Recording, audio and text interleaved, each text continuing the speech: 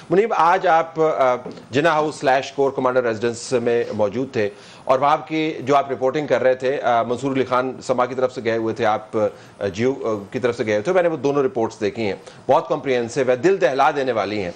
मैं ज़रा आपसे जानना चाहूँगा कि ये जो रेज है, ये जो जला देने और तबाह कर देने और मुकम्मल तौर पर तहस नहस करने का रेज है, ये आपने पीटीआई की सियासी कवरेज के दौरान कभी महसूस किया या आपने कभी एंटीसिपेट किया कि इतना गुस्सा, इतना पॉइजन और इतना तशद्दुद भरा हुआ है?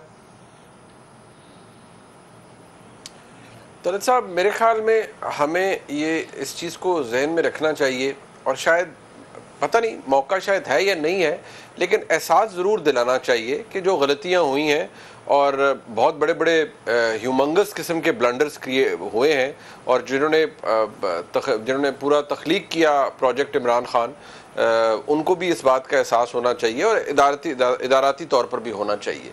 मैं ये बात रिकॉर्ड के ऊपर कह रहा हूँ क्योंकि बसद एहतराम अब जिन्ना हाउस जला है, सरकारी इंस्टॉलेशंस जली हैं, MES का दफ्तर जला है, CSD जला है, तो हमें इट हैज़ हिट होम। बहुत तकलीफ़ हुई है और तकलीफ़ होनी भी चाहिए। मुझे बहसियत एक पाकिस्तानी तकलीफ़ है। मैं आज जब वहाँ पर था तो मुझे ये एहसास था कि ये रियासत की अलामत है, ये तमाम इमारतें, ये किसी शख्स की नहीं है।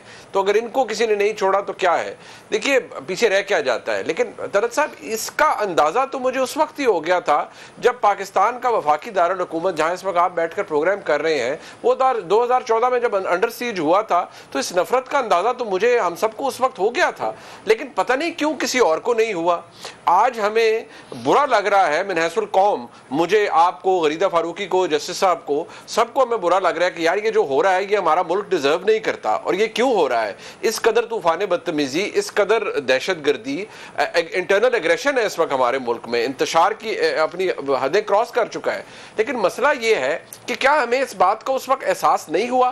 क्या जिन्होंने इमरान खान साहब को उस वक्त इस्लामाबाद में लॉन्च किया था, मैं लफ्ज अंडर सीज जानबूझकर और हर दफा इस्तेमाल करता हूं कि मुल्क के उस वक्त के वजीर आजम, अच्छे बुरे जो भी थे, वो एक मुंतखब वजीर आजम थे, मुंतखब हुकूमत थी। क्या रह गया था? वो मेयर ऑफ इस्लामाबाद से ज्यादा उनके पास इख्तियार नहीं रह गया था।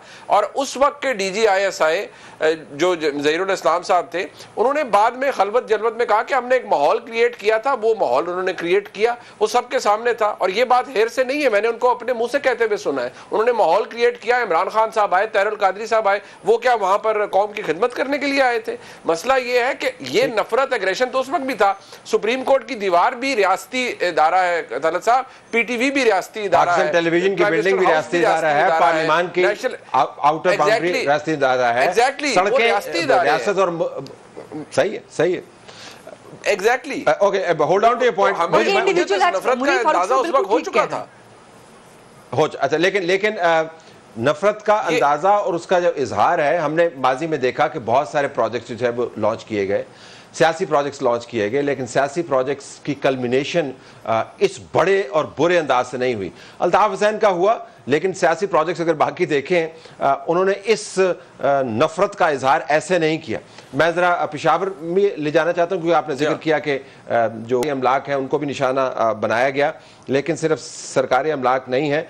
ऑडी का शोरूम जो है उसको तोड़ दिया, KP के अंदर एम्बुलेंस को आग लगाई, किला बाला हसार के सामने फायरिंग की गई, रेडियो पाकिस्तान पेशावर तारीखी बिल्डिंग है उसको जला दिया, वहां से पर्चियां और प्यालियां भी उठा के ले गए। I am just trying to understand कि इमरान खान के एक केस में गिरफ्तारी के ऊपर पेशावर की इतनी अहम बिल्डिंग को आग लगाना और वहां पर तमाशा करना, मुलाजमीन को मारना, टोल प्लाजा को आग लगा दी, तिमरगरा की छावनी के अंदर घुस गए। तो जरा मैं जानना चाहूंगा तारिक आफाक साहब के पास। तारिक साहब, अस्सलाम वालेकुम। जी वालेकुम सलाम। आपने यकीनन कवरेज के दौरान ये महसूस किया होगा कि गुस्सा क्या है और उसकी सिमत क्या है। तो ये लोग क्या बात करते हैं जब ये लोगों को ज़दोकोब कर रहे होते हैं और सरकारी अमारात के ऊपर हमला कर रहे होते हैं, जो टैक्स पेयर के पैसे से चल रही होती हैं? बताइए ज़रा, क्या कहते हैं ये? देखिए तलत साहब, उनके मुंह पे तो सिर्फ एक ही बात ही होती है कि आप खान साहब को रिहा कर दे, वरना हम हर चीज़ जो हमारे रास्ते में आएगी उसका हम तहस नहस करके रख देंगे। ये तो खुलम खुलम उनकी तरफ से इज़हार हो रहा है। पेशावर में जो कुछ आज होता रहा, जो कुछ कल होता रहा, ये उसका उन जज्बात का अमली इजहार था और अमली मजहर था। کل بھی ہم نے دیکھ لیا تھا کہ یہاں پہ ریڈ زون میں داخل ہونے کی کوشش کی، لیکن وہ تو ناکام بنا دی گئی. لیکن پھر انہوں نے جا کے ریڈیو پاکستان کی عمارت پہ حملہ کر دیا. وہاں پہ جو چاغی کی یادگار تھی اس کو آگ لگا کے اس کو تباہ کر دیا گیا تھا. پھر اس کے بعد آج ہم دیکھتے ہیں. اچھا، کل میں آپ کو یہ بھی بتاتے چلوں کہ جو پاک افغان شاہراہ ہے گورا قبرستان کے قریب، وہاں پہ بہت بڑی چیک پوسٹ ہے جس پہ قبائلی اضلاع سے جو ہمارے ٹریفک آتی ہے یا افغانستان سے جو لوگ آتے ہیں ان سب کی وہاں پہ اس ناکہ بندی پہ ان کو روکا جاتا ہے، ان کی شناخت پوچھی جاتی ہے.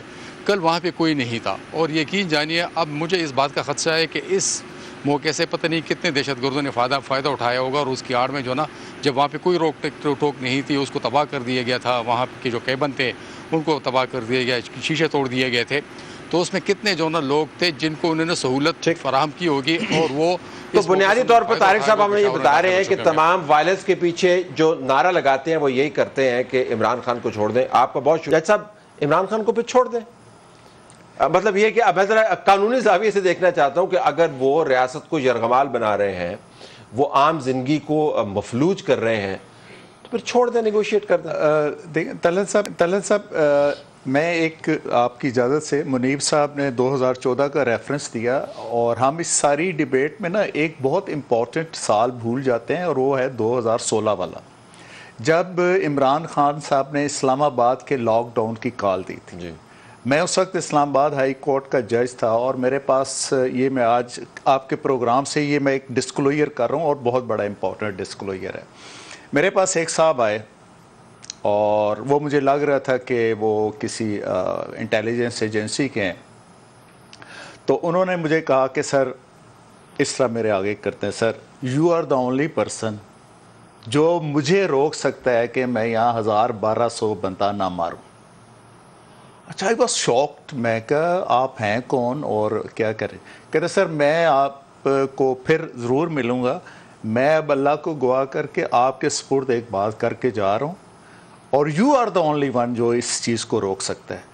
اور یہ جو مختلف جگہ کنٹینرز کھڑے ہیں نا سر، یہاں سے واردات پڑے گی. ٹھیک. وہ چلا گیا جی. اچھا، میں بڑا پریشان، میں کہ یا اللہ، یہ میرے اوپر کیسی ایک ذمہ داری آ گئی ہے.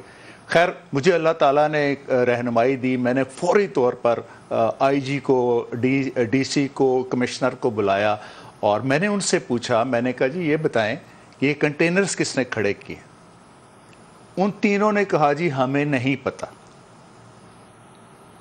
تو میں نے کہا یہ کون پھر کھڑے کر گیا؟ کہتے سر آپ کو پتہ ہی ہے. مجھے فوری طور پر جو بات یہ سمجھ آئی، اگر اف یو ریکال، کہ میں نے انہیں کہا جی کہ شام 4 بجے سے پہلے یہ سارے کنٹینرز موو ہونے چاہیے. ٹھیک. وہ کنٹینرز موو ہوئے، اور پھر میں نے آرڈر کیا تھا کہ عمران خان صاحب نے جو جلسہ کرنا ہے وہ پریڈ گراؤنڈ میں کریں. وہ پھر پریڈ گراؤنڈ میں ایک جلسہ ہوا تھا، اور پھر اس کے بعد ہم 2017 کو بھی سارے تسلسل میں رکھنا چاہیے، جو فیض آباد ایک اسٹریٹجک پوائنٹ تھا اس کے اوپر جو کیا.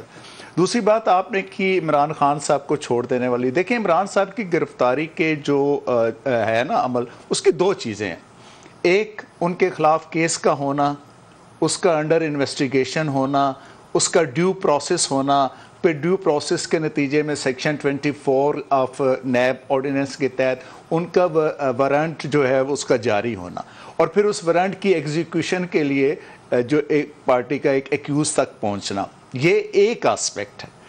اس کے بعد یہ ہے جی کہ وہاں پہ کچھ مس ہینڈلنگ ہوئی اور پراپر طریقے سے یہ نہیں ہوئی، وہ ایک دوسرا آسپیکٹ ہے. اس کو ہائی کورٹ کے چیف جسٹس نے نوٹس بھی لیا. اس کو آپ زیادہ سے زیادہ بے قاعدگی کہہ سکتے ہیں، غیر قانونی آسپیکٹ اس کو نہیں کہہ سکتے. اور پھر ساتھ ہمیں یہ بھی فرق ڈرا رکھنا چاہیے کہ کمرہ عدالت اور احاطہ عدالت میں فرق ہوتا ہے.